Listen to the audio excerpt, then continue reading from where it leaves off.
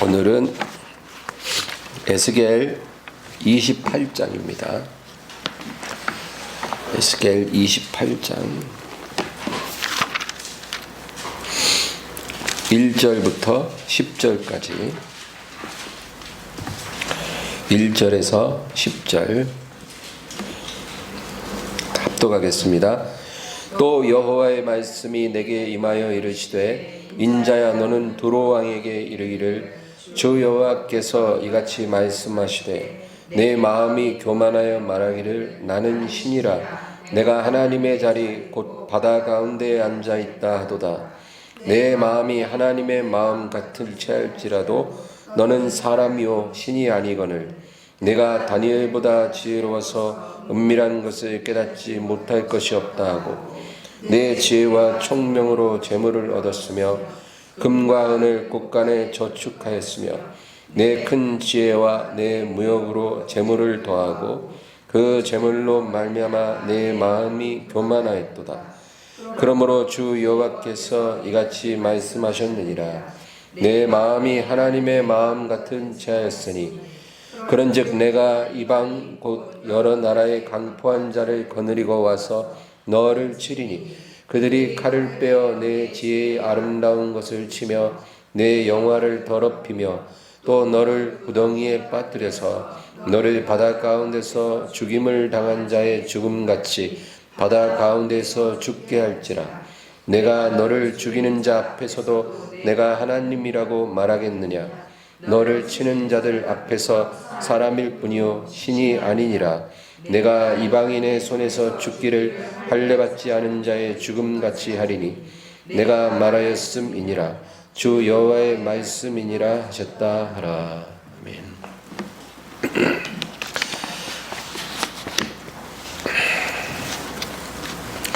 이 에스겔서를 보면 초반에는 이스라엘에 대한 하나님의 심판을 예언합니다.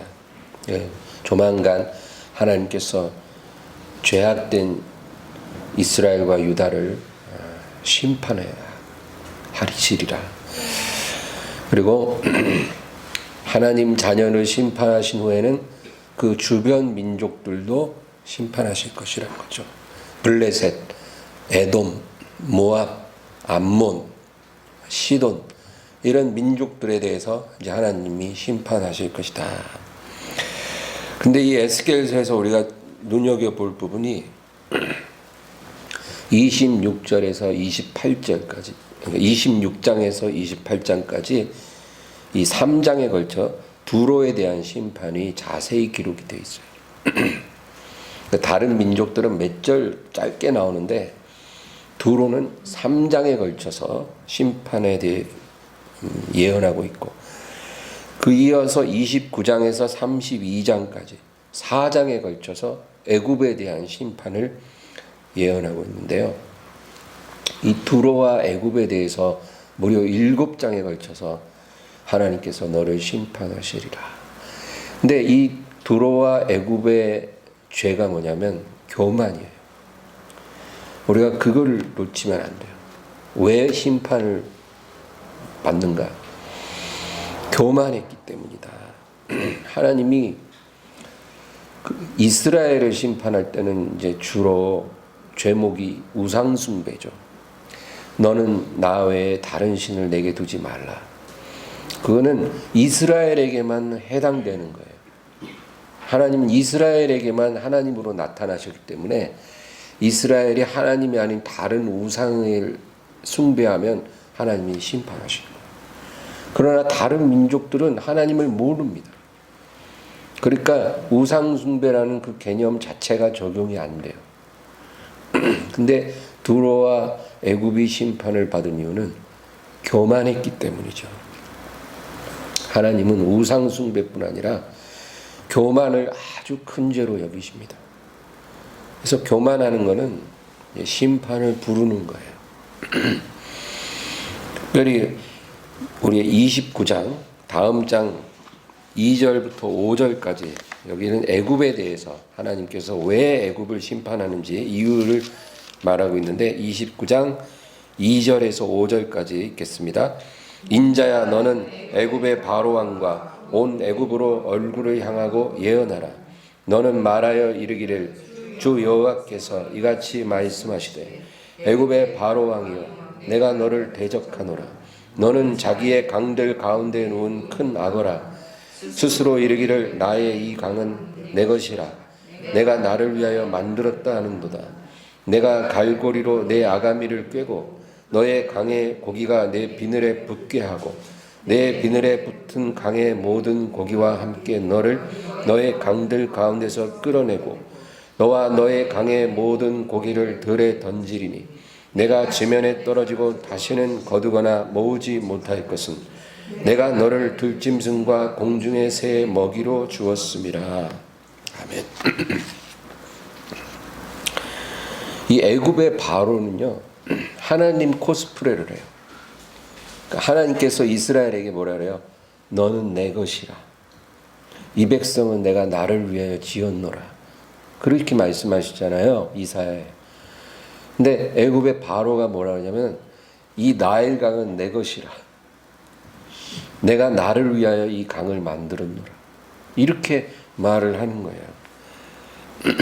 여러분 우리가 어떤 장소나 어떤 사람, 어떤 민족 혹은 나라에 대해서 그 소유권을 주장한다든지 아니면 내가 저것을 창조한 나라 그렇게 말을 할 때 그것이 엄청난 교만이라는 걸 알아야 돼요.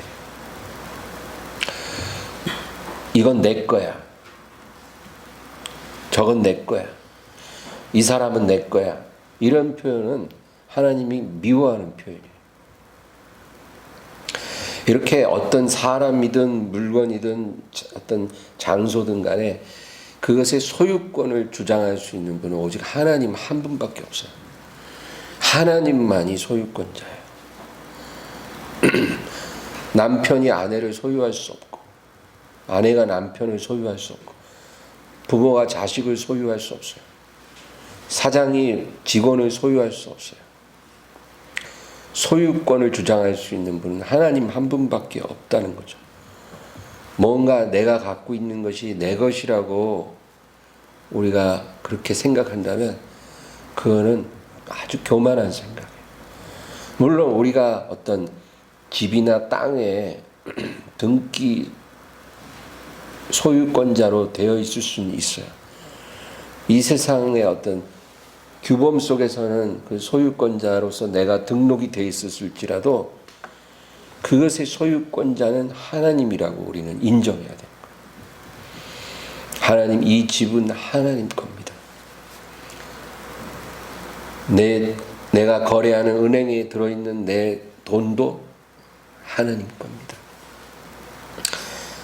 내가 입고 있는 이 육체도 내 것이 아니라 하나님 겁니다. 우리 자녀들, 하나님이 주신 이 자녀들 내 것 아니고 하나님 겁니다. 우리가 가진 그 무엇이라도 내 것 아니고 하나님 거예요. 우리가 이렇게 믿고 고백할 때 하나님 기뻐하시는 거지 이게 내 거다 말이지. 우리가 이런 식으로 하면 하나님이 기뻐하지 않는 거예요. 근데 이 바로는 망령되게도 이 나일강이 내 거라는 거예요. 그리고 자기가 만들었다는 거예요. 말도 안 되는 교만이죠. 근데 하나님께서 이 바로를 뭘로 비유하냐면 나일강의 큰 악어라는 거예요. 그래서 내가 너를 잡아서 들에 던져서 들짐승과 새의 먹이로 주리라. 여러분 교만하면 이렇게 되는 거예요. 그 누구도 예외 없어요. 교만하면 무너집니다. 하나님을 알든 모르든 상관없어요. 교만은 무너지는 거예요. 바벨탑 보세요, 여러분. 하늘에 닿게 하자. 무너졌잖아요. 하나님이 가만두지 않습니다. 저는 어떤 목사님과 사모님이 그런 말 하는 것도 들어요. 그 목사님 사모님이 교회를 개척해서 교회가 막 큰 교회가 됐는데 뭐라 하냐면 이 교회는 내 거다. 나하고 우리 집사람하고 뼈 빠지게 피눈물을 흘려서 이 교회를 세웠기 때문에 내 거라는 거예요. 그러니까 우리 말 안 듣고 그러려면 다 나가라. 이 교회 주인은 나니까 다 나가라. 한 명도 안 남아도 상관없다. 나가라. 이런 목사들도 있더라고요. 그 목사님은 자기가 얼마나 지금 교만한 상태에 있는지를 모르는 거예요. 자기가 개척해서 그 교회가 1000명이 됐든 10,000명이 됐든 그 교회는 자기 게 아니에요. 하나님 거지. 소유권이 없어요. 하나님이 복 주셔서 거기서 목회하게 해주신 거고 딱 오늘부로 끝 하면 그냥 끝난 거예요. 그게 어떻게 자기 거예요? 거기 모여있는 1000명, 10,000명의 영혼들은 어느 하나인들 자기 거라고 할 수 있겠어요? 다 주님 거지.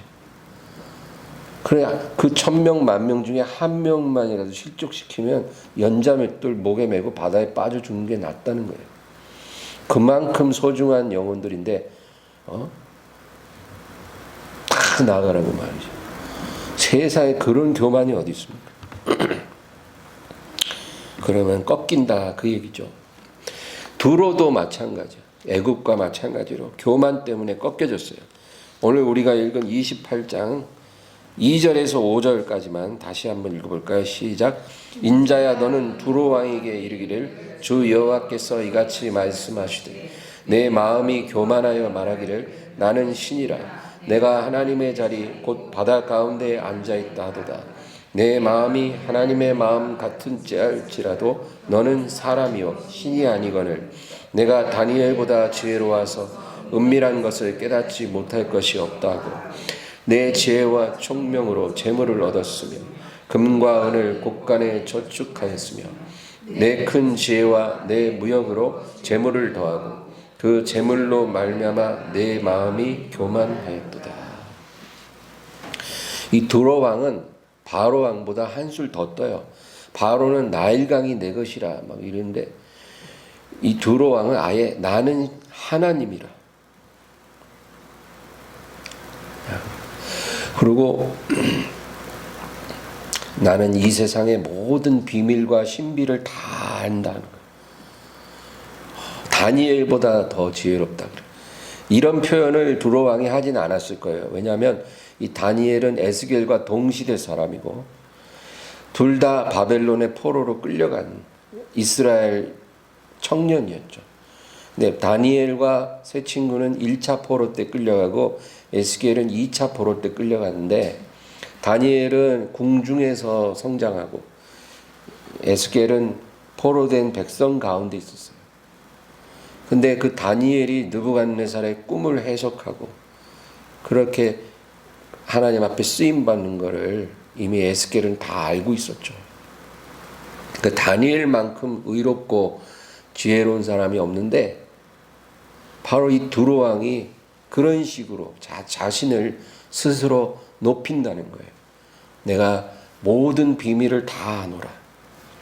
그리고 나의 지혜와 총명으로 세상의 부를 다 끌어모았다. 그렇게 말한다는 거죠. 그러니까 모든 것을 다 내 힘으로 해냈다는 거예요. 여러분 자수성가한 사람들이요 빠지는 함정이 이런 거예요.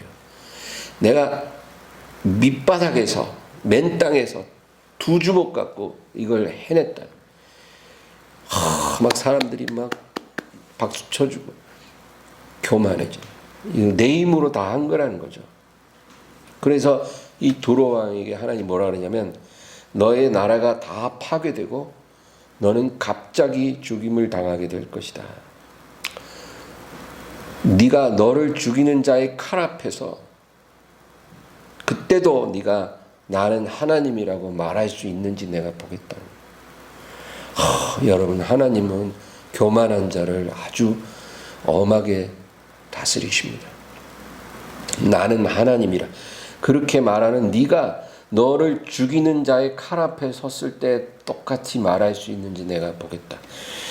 그래서 여러분 오늘 읽은 본문 7절에서 10절을 우리 다 같이 읽겠습니다. 7절에서 10절. 그런즉 내가 이방인 곧 여러 나라의 강포한 자를 거느리고 와서 너를 치리니 그들이 칼을 빼어 내 지혜의 아름다운 것을 치며 내 영화를 더럽히며 또 너를 구덩이에 빠뜨려서 너를 바다 가운데서 죽임을 당한 자의 죽음같이 바다 가운데서 죽게 할지라.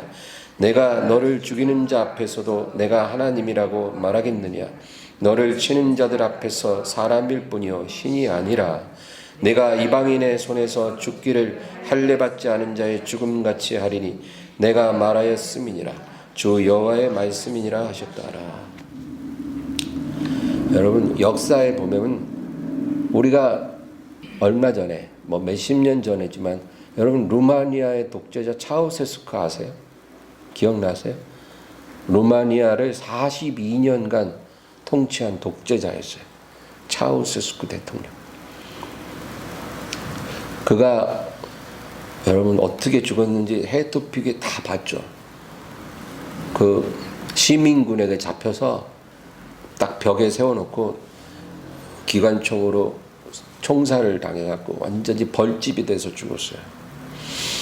42년 통치했으면요 어마어마한 거예요. 우리나라 대통령 5년 해도 막 나라를 들었다 놨다 하는 권력을 갖는데 42년간을, 박정희 대통령 18년이에요. 일제가 우리나라를 다스린 게 36년이에요. 근데 한 사람이 42년을 다스렸다. 그냥 왕이나 마찬가지. 근데 이 차우세스쿠는 자신의 신과 같이 신격화했어요. 김일성처럼. 근데 어떻게 죽었냐면 총살당해서 수십 발을 몸에 맞고 벌집이 돼서 죽었어요. 또 비슷한 사람이 하나 있어요. 리비아의 독재자 카다피라고 있어요. 근데 공교롭게도 카다피 역시 42년을 독재했어요. 그도 역시 자신의 신이라 그랬어요. 근데 카다피가 어떻게 죽었는지 여러분 인터넷 검색하면 나와요. 아주 그냥 피떡이 됐어요. 시민군에 의해서 두들겨 맞아가지고 피떡이 돼서 죽었는데 그의 시체를 정육점에 전시했어요. 그래서 그게 다 세상으로 다 보도되고 그랬어요. 자신을 신이라고 여기는 그 독재자들의 말로가요 얼마나 비참한지 몰라요. 여러분 참새 한 마리도 하나님이 허락해야 떨어진다는데 그들의 말로는 하나님이 계획하신 거예요. 교만한 만큼 아주 비참한 종말을 맞이한다. 그거죠. 행복하길 원하면 하나님 앞에 겸손해야 하는 것입니다. 이 교만의 본질은 에덴 동산에서 분명히 드러났어요. 아담과 하와가 선악과를 먹은 이유는 너희들이 하나님처럼 되리라. 그 말을 믿고 그 과일을 따먹은 거예요. 그거 먹으면 눈이 밝아지고 하나님처럼 될 것이다. 하나님처럼 되고 싶어서 그거를 먹은 거예요. 그게 여러분 교만이에요. 하나님의 주권 앞에서 순종하며 살아야 되는데 그게 아니라 나 스스로 선과 악을 분별하고 나 스스로 결정하고 나 스스로 판단하고 나 스스로 행동하는 그런 사람이 되는 것. 그게 바로 교만의 본질이라는 거예요. 하나님의 통치를 거부하는 것. 이게 교만의 본질이에요. 애굽의 바로나 두로왕이나 공통점이 뭐냐면 이 모든 게 다 내 힘으로 이룬 것이고 그래서 다 내 것이라는 거예요. 내 마음대로 할 수 있다. 근데 어떻게 됐을까요? 에스겔이 이런 예언을 하고 나서 얼마 안 지나서 애굽은 느부갓네살의 바벨론 군대에 의해서 완전히 초토화되고 바로는 죽임당해요. 그리고 두로는 느부갓네살한테 엄청나게 당하긴 했지만 그때는 멸망하지 않았어요. 근데 200년 후에 알렉산더 군대가 들어와서 그 두로를 완전히 파괴시키고 두로 왕은 처형당하는 거죠. 그러니까 교만의 끝은 결국 그렇게 된다는 거예요. 성경에는 교만의 아이콘들이 많이 나와요. 모세 시대에 애굽의 바로가 그랬죠. 모세가 바로에게 와서 이 백성들을 데리고 광야에 가서 하나님께 제사를 드리게 하소서. 여호와가 누구간데 너희를 내 손에서 건지겠느냐. 그런 말을 하는 거예요. 여호와가 누군데 너희를 내 손에서 빼내겠느냐. 이렇게 교만하다가 어떻게 됐어요? 홍해에 빠져 죽었어요. 또 누가 있을까요? 아수르의 사네립. 이 사네립은 아수르의 가장 위대한 군주예요. 그가 히스기야가 다스리는 유다를 포위할 때 뭐라 그랬어요? 여호와가 누구간데 너희를 내 손에서 건지겠느냐. 이 주변에 다른 어느 민족의 어떤 신이 내 손에서 저들을 건진 신이 있느냐. 다 못했다. 여호와가 누구간데 너희를 내 손에서 건지겠느냐. 그런 말을 했어요. 그런데 그 다음날 어떻게 됐어요? 18만 5천 명의 군인들이 다 죽었어요. 송장이 돼버렸어요. 하룻밤 사이에. 그리고 사네립은 자기 나라 돌아가서 암살당해서 죽어요. 여러분, 이게 교만의 끝이에요. 아무것도 아닌 거예요. 진짜. 이 세상에서 아무리 위대한 사람도 하나님 앞에서는 아무것도 아닌 거예요. 또 누가 있어요? 바벨론의 느부갓네살. 이 왕이 자기가 그 제국을 딱 건설한 후에 이 제국은 다 내 힘으로 내가 이룩한 것이다. 그렇게 말을 하는데 하늘에서 음성이 들려요. 다니엘서 4장에 그 사건이 나오죠. 하늘에서 소리가 났는데 뭐라 그러냐면 지극히 높으신 자가 이 세계를 다스리시며 자기 뜻대로 누구에게든지 주시는 줄을 알게 되리라. 그러고는 미쳐서 7년을 가요. 여러분, 그건 실제 있었던 사건이에요. 그 위대하고 총명한 왕이 그 하늘의 음성을 듣는 거예요. 지극히 높으신 자가 누구에게든지 자기 뜻대로 세상 나라의 권세를 주시는 줄을 네가 알게 되리라. 네 위에 하나님이 있다는 거예요. 그래서 7년간 미쳤다가 제정신 돌아와서 하나님 찬양하잖아요. 여러분, 느부갓네살은 그 운이 좋은 거예요. 회개할 수 있는 기회를 하나님 주셨기 때문에. 근데 교만하면 다 무너지게 돼 있다. 그거죠.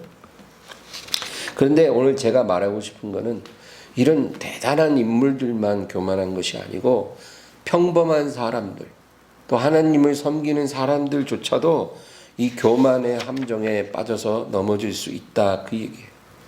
그래서 우리가 이 교만을 조심해야 돼요. 교만의 본질을 알고 그 교만에 우리가 들어가지 않아야 돼. 내 마음, 내 힘으로 다 이루었다. 내 것이다. 이런 생각들. 내 마음대로 할 수 있다라는 생각들. 하나님의 뜻을 구하고 하나님 앞에 겸손히 엎드리고 하나님의 뜻이면 할 수 있으나 하나님이 허락하지 않으면 할 수 없다. 이런 마음을 갖고 살아야 되는데 내 마음대로 뭘 못하겠는가. 이런 마음이 생기면 그게 교만이라는 거예요.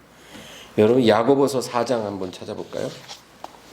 신약 성경 야고보서 374페이지. 야고보서 4장 13절부터 17절, 13절에서 17절까지 다 같이 읽습니다. 들으라, 너희 중에 말하기를 오늘이나 내일이나 우리가 어떤 도시에 가서 거기서 1년을 머물며 장사하여 이익을 보리라 하는 자들아, 내일 일을 너희가 알지 못하는도다. 너희 생명이 무엇이냐? 너희는 잠깐 보이다 없어지는 안개니라. 너희가 도리어 말하기를 주의 뜻이면 우리가 살기도 하고 이것이나 저것을 하리라 할 것이거늘 이제도 너희가 허탄한 자랑을 하니 그러한 자랑은 다 악한 것이라. 그러므로 사람이 선을 행할 줄 알고도 행하지 아니하면 죄니라. 아멘. 어떤 한 사람이 사업 계획이 있어요. 그래서 우리가 앞으로 1년간 어느 도시에 가서 이 사업을 하면 정말 잘 될 거야. 돈 좀 벌 것 같다. 이제 그런 거죠. 근데 오늘 여기서 뭐라 그래요? 14절에 내일 일을 너희가 알지 못하는도다. 너희 생명이 무엇이냐? 너희는 잠깐 보이다 없어지는 안개니라. 너는 내일 일도 모르는 그런 존재라는 거예요. 오늘 네가 죽어 사라질지도 모른다는 그 사실을 너는 잊어서는 안 된다. 오늘 밤에 내가 죽어 사라질 수도 있다는 거예요. 여러분 그게 안 믿겨지세요? 제발 믿겨진다고 말하세요. 그래야 죽는 일이 없을 거예요. 정말이에요. 우리는 내일 일 몰라요. 오늘 죽을지 알 수 없어요. 교만이라는 것은 내일 일을 내가 예측할 수 있다라고 생각하고 내게 남은 인생, 내 남은 시간은 다 내 것이다. 내 마음대로 할 수 있고 내가 가지고 있는 물질도 다 내 것이다. 그런 생각이 교만이라는 거예요. 그래서 교만의 반대말은 겸손이 아니고 저는 믿음이라고 생각을 해요. 교만의 반대는 믿음이에요. 이 인생에는 두 종류가 있어요. 교만한 인생이 있고 믿음으로 사는 인생이 있어요. 우리 둘 중에 하나입니다. 교만한 인생으로 살지 믿음으로 사는 인생으로 살지. 믿음으로 사는 인생이란 뭘까요? 15절에 그걸 말해줘요. 15절만 다시요. 너희가 도리어 말하기를 주의 뜻이면 우리가 살기도 하고 이것이나 저것을 하리라 할 것이거늘. 여러분 이게 믿음으로 사는 인생이에요. 우리가 하나님 뜻이면 하나님이 허락해 주시면 살기도 하고 우리가 숨쉬고 살아가는 것도 하나님이 허락해야 된다는 거예요. 지금 내가 살아있지만 내일 아침에 내가 눈을 뜰 때 숨을 쉴 수 있다면 그러면 하나님이 내일을 나에게 허락해 주신다면 내가 무슨 일도 하고 사업도 하고 여러 가지 일도 하리라는 거죠. 그런 마음으로 우리가 하루하루 살아가야 된다는 거예요. 하나님이 허락해야 된다는 거예요. 살아있는 것, 숨쉬고 건강을 유지하는 것도 하나님이 허락해야 되는 거예요. 그리고 하나님이 허락하시면 내가 이것도 하고 저것도 할 수 있을 것입니다.